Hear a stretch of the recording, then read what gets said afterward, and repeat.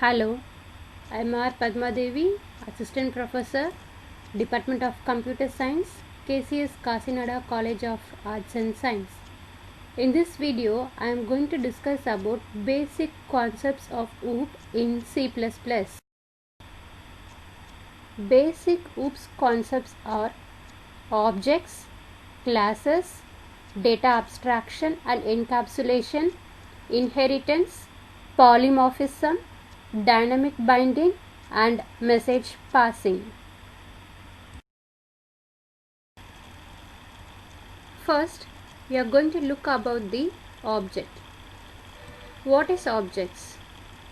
Objects are the basic runtime entities in an object-oriented system that may represent a place or a person or a bank account or a table of data or any item that program has to handle. Programming problem is analyzed in terms of objects. Next is classes. A class is a collection of objects of similar type.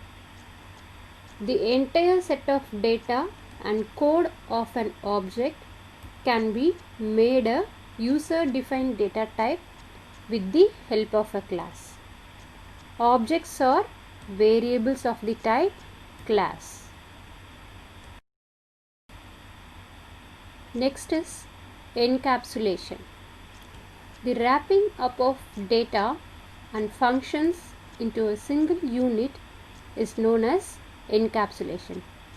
That means the data is not accessible to the outside world and only those functions which are wrapped in the class can access it. Next is data abstraction. It is called as abstract data type.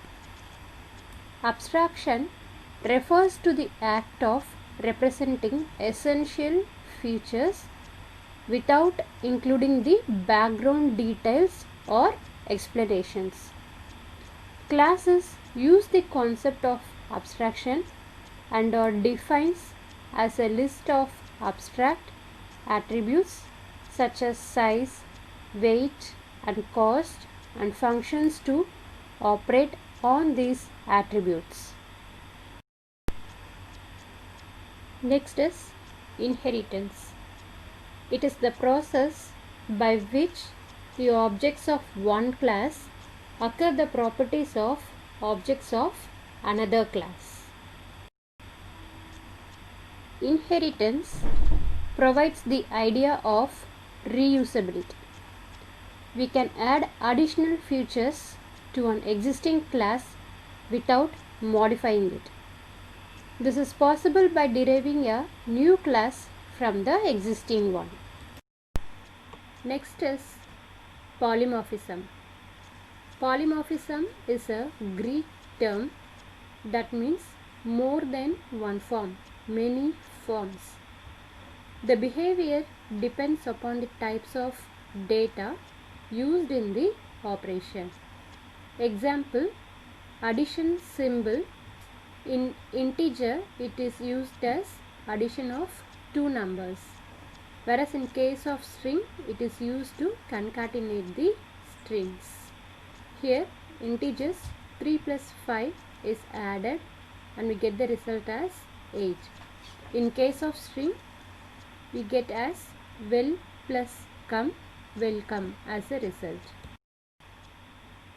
Next is dynamic binding. Binding refers to the linking of a procedure call to the code to be executed in response to the call. Dynamic binding is otherwise known as late binding. That is, the code associated with a given procedure call is not known until the time of the call at runtime. It is associated with inheritance and polymorphism. Function call associated with this type is dynamic.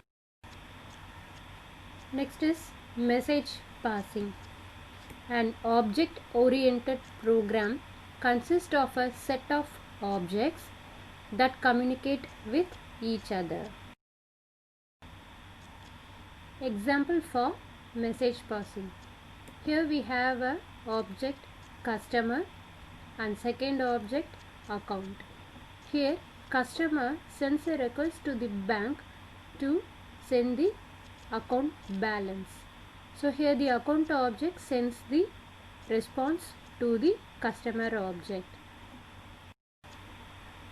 Thank you.